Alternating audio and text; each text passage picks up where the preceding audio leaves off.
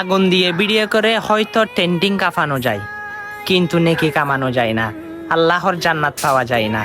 অবশ্যই আগুন দিয়ে ভিডিওগুলো অনেক ভিউ, সে ভিউ আমার দরকার নাই।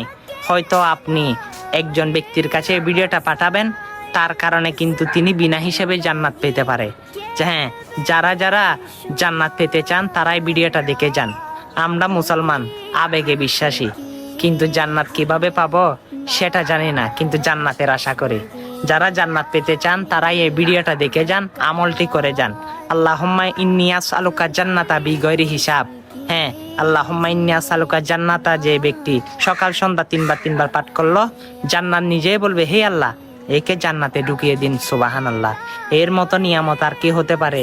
ওই ভিডিওগুলো তো শেয়ার করে সোশ্যাল মিডিয়াতে তুলফাট করে দিয়েছেন।